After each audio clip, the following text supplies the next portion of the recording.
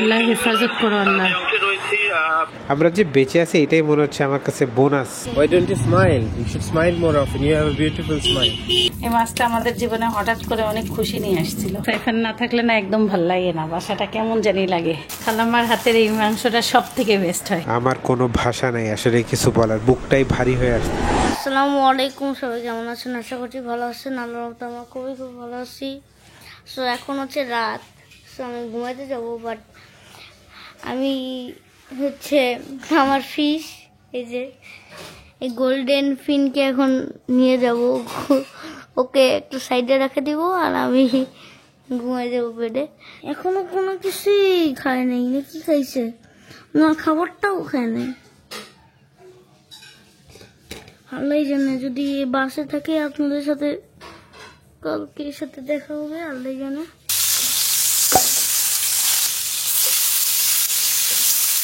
কালকে যেই সফট করার ব্যবস্থাটা দেখাচ্ছিলাম, এই দেখেন চিকেন একদম সফট। একটু সামান্য চিনি আর লবণ দিয়ে ভিজিয়ে রাখতে হবে। সাইফান সুস্থ? আচ্ছা ওঠো। মাছটা কেমন আছে? ভালো না কি অবস্থা?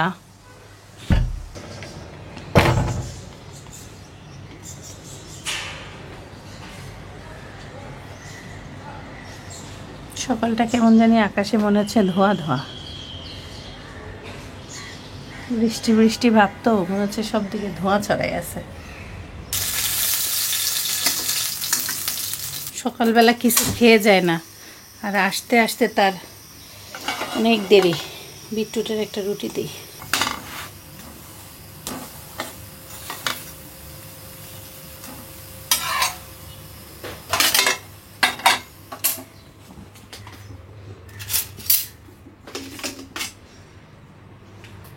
নাও তাড়াতাড়ি তাড়াতাড়ি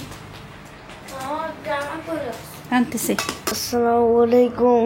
সো আমার ফিশকে দেখলাম ও কেমন আছে, দেখেন ফিশ এখনো বাকি আছে। সব খাবারই মনে খাইছে, একটাই খাবার খানে, একটাই শুধু ফিশ খাবার খানে।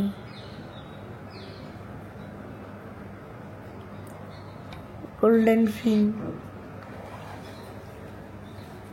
সুস্থ আছে? জানি না ও সুস্থ আছে নাকি, বাট চলতেছে, পানি খাচ্ছে। গোল্ডেন ফিন বাঁচেছে আলহামদুলিল্লাহ, মাছটা বেঁচে আছে। আর সাইফান স্কুল যাওয়ার আগে খাবার দিল। গোল্ডেন ফিন ওর নাম রাখছে সাইফান। আজকের ব্যাগ 1 হলো মঙ্গলবার ব্যাগ ভারী থাকতো, আর 2 হচ্ছে সোমবারে। কেন কেন এত ভারী কেন? আছে ড্রয়িং ট্রয়িং সব আছে, তো সবজি টবজি তো স্কুল থেকে আনতে হবে। আচ্ছা আনিও, যাও, আল্লাহ হাফেজ।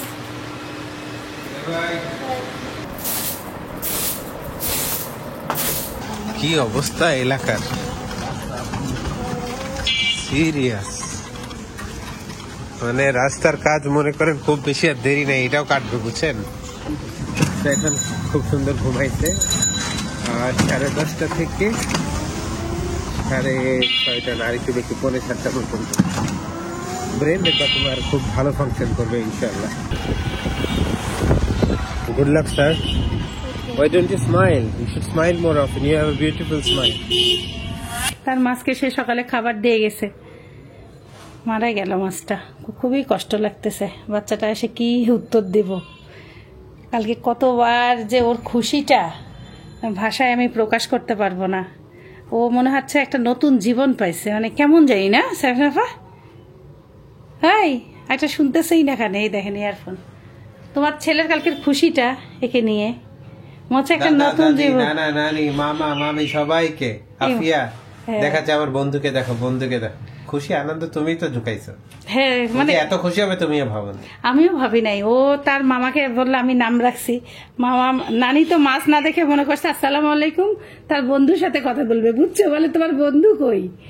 নানাকে কথা বলাইছে, দাদাকে বলাইছে, দাদিকে বলাইছে, এমন কেউ বাদ নাই। আর বাচ্চাটা সে কি করবে, কত দুঃখ পাবে। আমারও খারাপ লাগতেছে। সকালবেলা খাবার দিয়ে গেল, স্কুলে যাওয়ার আগে বেঁচে ছিল সকালের যে খুশিটা, কিছু আসলে জীবনে ঘটনা ঘটে না, কিছু মুহূর্ত আসে মানে হঠাৎ করে অনেক খুশির। এই মাছটা আমাদের জীবনে হঠাৎ করে অনেক খুশি নিয়ে আসছিল। আরেকদিন একটা মাছ কিনে দেবো সাইফানকে। কি সুন্দর করে লেখছে গোল্ডেন ফিন। আজকে আর ঘি দিয়ে ভাজবো না, বিটরুটের রুটি দিলাম।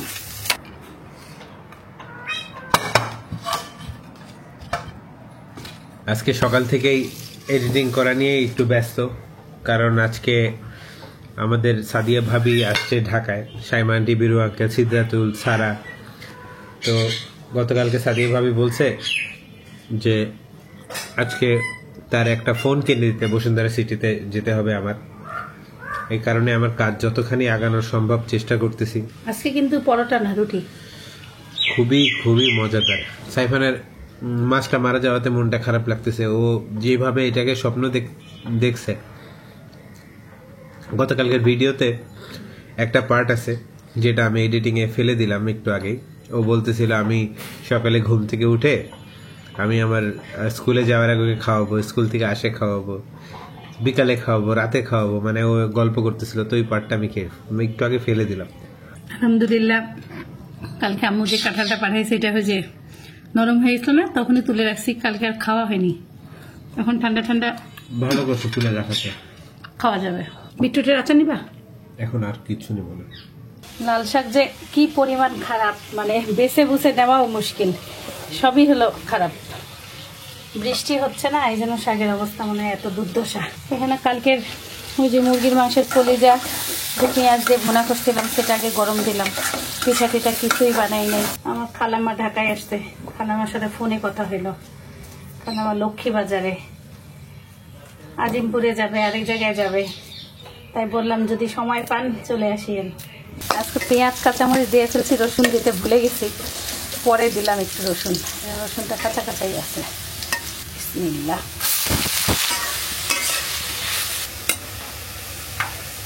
আজকে এমন সবজি নিয়ে আসছে, কোনোটার সাথে কোনোটা ম্যাচিং দেখে হচ্ছে না। এই যে একটা গোটা পেঁপে দিছি, বরবটি দিছি, ঢেঁড়স আনছে, কয়েকটা ঢেঁড়স দিয়ে একটা সবজি বানাই দিই। আর কি করি, আরো কয়েকটা বরবটি দিই।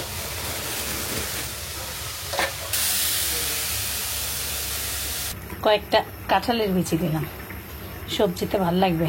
আর কয়েকটা ঢেঁড়স উপর দিয়ে দিব, একটা শেষ হওয়ার পরে। তারপরে হলো ঢেঁড়স দেবো, না হলে ভর্তা হয়ে যাবে। আজকে একদম কাজ করতেই মন যাচ্ছে না, কেমন জানি ম্যাচ ম্যাচ করতেছে, শরীরটাও ভালো লাগতেছে না। হয়ে গেছে, মুরগিও হয়ে গেল। গরম মশলা গুঁড়া দিয়ে দিই, অল্প অল্প মশলার জিনিস তো। সে এত মশলা টসলা খায় না, তেল খায় না। তাও মুরগির বুকের মাংসে চর্বি ছিল, ভালোই তেল তেল হচ্ছে রান্নাটা। যা সুন্দর সবজি হয়েছে, ঢেঁড়সগুলো না কাটলে ভালো হইতো মনে হয়। দেই একটা শীষ ভাপে দিয়ে দিই উপরে, আর একটা শীষ দিলেই হবে। ভাল লাগবে ঢেঁড়সগুলো খেতে। এইভাবে আম্মু সবজিতে ঢেঁড়স দেয়, আম্মু গোটা গোটা রাখে, মাঝে মাঝে আবার কেটে দেয়। আমি আমার পছন্দের কটা কাঁঠালের বিচি দিচ্ছি। রান্না করার সময় মনে চাচ্ছিল না কি দিয়ে কি সবজি রান্না করব। রান্না করার পরে আলহামদুলিল্লাহ ভালোই হলো দেখতে। ঢেঁড়সগুলো কই গেল, সব নিচে বসছিস?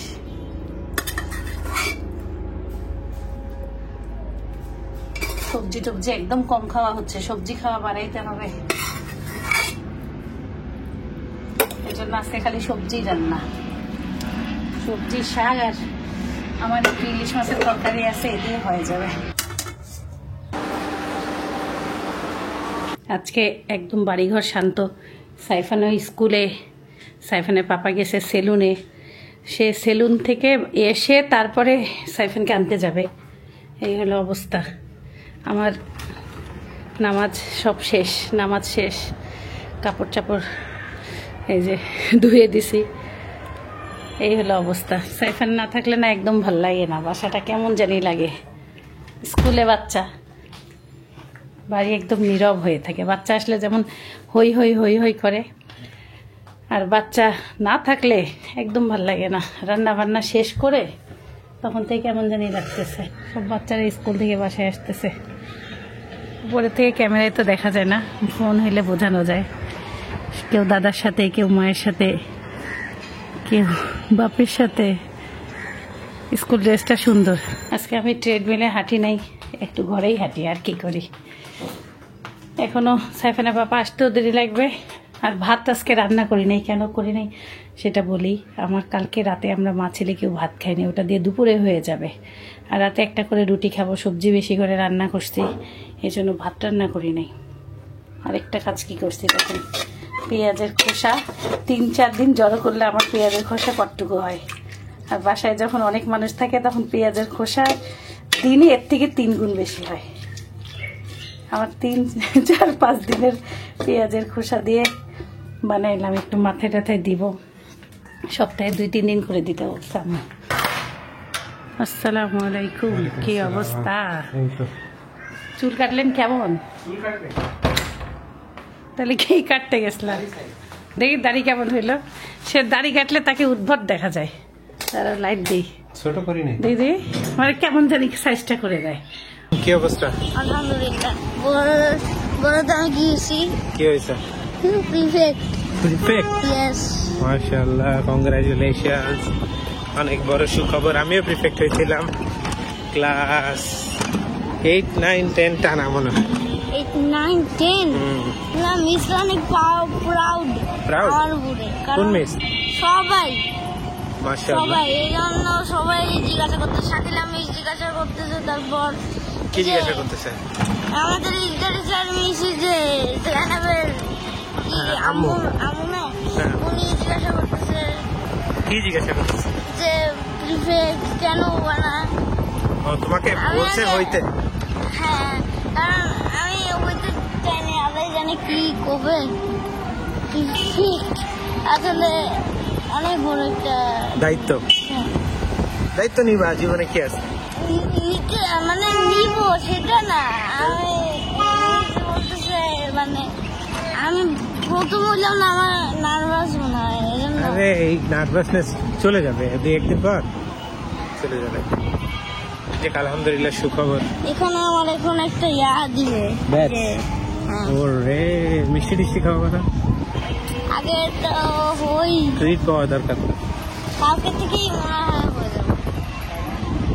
স্পেশাল আমাদের ব্যাচ ছিল, আমাদের হাউস ছিল blue house, yellow house, red house, green house. আমি ছিলাম ব্লু হাউস।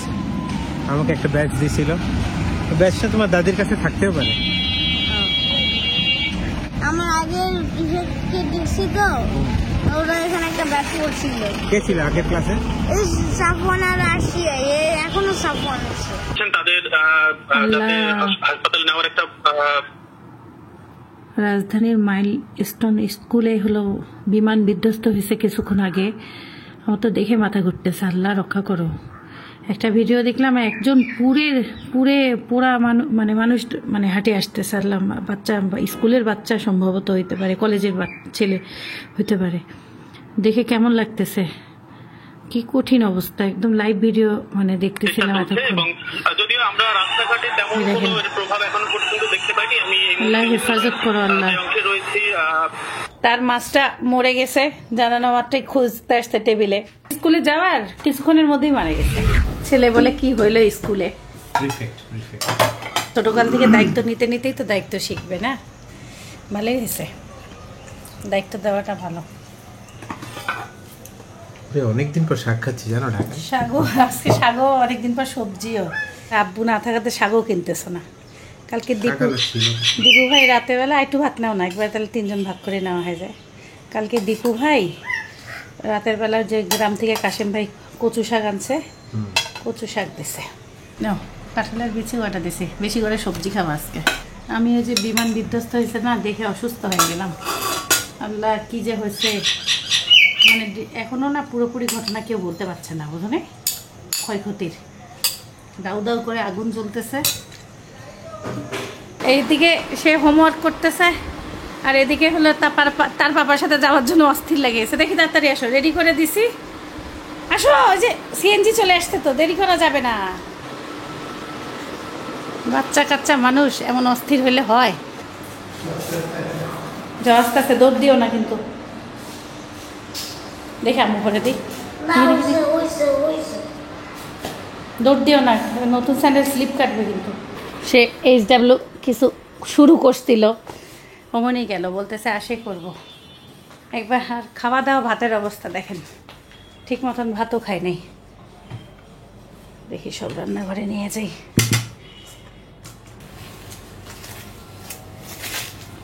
এই যে সাইফানেরগুলো আমারগুলি, সাইফানের পাপার আলমারিতে যত আমাদের কাপড় চোপড় ছিল সবগুলো নিয়ে এসে গুছাচ্ছে। সাইফানের কাপড় চোপড় সব গুছায় রাখতেছি। বাজে 6টা 25, এখনো ফোন দিছিলাম, ওদের আরো দেরি লাগবে, সময় লাগতেছে। ভাল লাগতেছে না, একদম ফাঁকা ফাঁকা লাগতেছে, কেমন জানি লাগতেছে। একা বাসায় থাকা একদম ভাল লাগে না। সাইফানকে এই সময়টা পড়াই না, পাখি কিচিরমিচিরও চুপ, বাচ্চা না থাকলে পাখিও বেশি চিল্লায় না, সবাই শান্তই, একদম শান্ত পরিবেশ।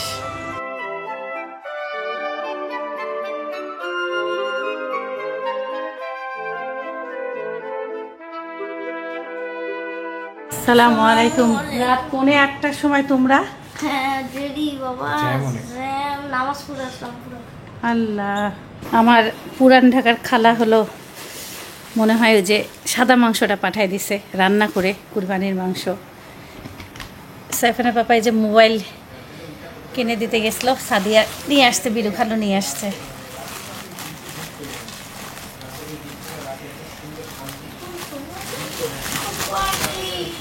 ওরে আল্লাহ, একবারে রান্না করে প্যাকেট করে দিছে। আজকে আর বের করবো না, ডিপ ফ্রিজে রাখবো। খালাম্মার হাতের এই মাংসটা সব থেকে বেস্ট হয়, আমিও শিখে গেছি, আমাকে খালাম্মা শিখাই দিছে। তার একবারে রাতের খাবার দিয়ে দিলাম। মঈন ভাই, আপনার দেওয়া যেই গেঞ্জিটা, সেই গেঞ্জিটা সাইফান পরছে, দেখেন কেমন লাগতেছে, মাশাআল্লাহ। আপনি দিছিলেন মনে হয় 2 বছর আগে, আর এখন তার ফিট হয়েছে। So thank you so much. ফেসবুকের নিউজ ফিডে ঢুকলে মনটার মধ্যে প্রচণ্ড প্রচণ্ড খারাপ লাগতেছে। আজকে মাইলস্টোন স্কুলে যে ঘটনা ঘটছে, সেটা আমার সাইফানের স্কুলে ঘটতে পারতো, সেটা আপনার ছেলেরও স্কুলে ঘটতে পারতো। এই জিনিসটা কেউ ভুলবেন না। আমরা আসলে কিসের মধ্যে বেঁচে আছি, আর আমাদের লাইফের কি আসলেই কোনো সিকিউরিটি আছে নাকি আমি জানি না। আমার কোনো ভাষা নাই আসলে কিছু বলার, বুকটাই ভারী হয়ে আসতেছে। সেই ফ্যামিলির উপর দিয়ে কী যাচ্ছে এটা কল্পনা করলেও খারাপ লাগতেছে। যে বাচ্চারা আজকে পুরে বের হয়েছে অ্যাক্সিডেন্ট থেকে, তারা সারা জীবন কিন্তু একটা ট্রমার মধ্যে দিয়ে থাকবে। কিছুদিন আগে যখন ইন্ডিয়াতে প্লেন ক্র্যাশ হয়, আমি একটা ভিডিওতে শেয়ার করছিলাম যে ইন্ডিয়ার মতন দেশ যে আমাদের থেকে ডেভেলপড, ওদের যদি এভিয়েশনের এই অবস্থা থাকে, তাহলে আমাদের দেশের কী অবস্থা হবে আই ডোন্ট নো। তখন কয়েকজন আমাকে বলছিল, হ্যাঁ ইন্ডিয়ার সাথে বাংলাদেশের তুলনা করেন কেন। দেখেন আজকে কি হয়েছে। আমি ইন্ডিয়ার এই এয়ার ক্র্যাশের বেশ কয়েকটা ইউটিউব ভিডিও দেখছি, একটু রিসার্চ করছি বা একটু ফলো করে আমি দেখতে পারছি যে বোয়িং যেই এয়ারক্রাফটটা ওই দিন ফ্লাই করছিল ইন্ডিয়াতে, ওইটার যে ইঞ্জিনের কাট অফ যে সুইচ থাকে, ওই সুইচের যে লকটা, সেই লকটা ফল্টি ছিল। মানে লক সুইচটাকে উপরে টেনে উঠায় তারপরে নিচে করলে তখন ইঞ্জিনটা অফ হয়। সেই বোয়িংয়ের প্রবাবলি, এখন পর্যন্ত এটা তো ফাইনাল রিপোর্ট আসে নাই, প্রবাবলি ওই লকটাতে প্রবলেম ছিল, যেটা একটা ঝাঁকিতে হয়তো বা ইঞ্জিন দুইটা অফ হয়ে গেছিলো। ইন্ডিয়ার যেই AAIB যারা এই রিপোর্টটা বের করছে, তারা বলছে যে পাইলটের মানসিক অবস্থা ভালো ছিল না, পাইলট নাকি ইন্টেনশনালি প্লেনটাকে ক্র্যাশ করাইছে। তারপরে ওয়েস্টার্ন মিডিয়াও এই কথা বলছে। সো এটা ভেরি ভেরি ভেরি স্যাড আর ডিসঅ্যাপয়েন্টিং। মানে আমরা কথায় কথায় পাইলটকে দোষারোপ করে ফেলি। সিস্টেমটা যে খারাপ, প্লেনটা যে ফল্টি ছিল, খারাপ প্লেন উড়ানো যাচ্ছে, মানে উড়াইতে দেওয়া হচ্ছে, প্লেনের মধ্যে প্রবলেম থাকলে সেই অবস্থায় ফল্টি অবস্থায় উড়াচ্ছে বা কোনো রকম মেরামত করে উড়াচ্ছে। যেই জিনিসটা বাতিল হয়ে গেছে সেই জিনিসটাকে ইউজ করা হচ্ছে। সো জানি না, আমার আর ভাষা নাই।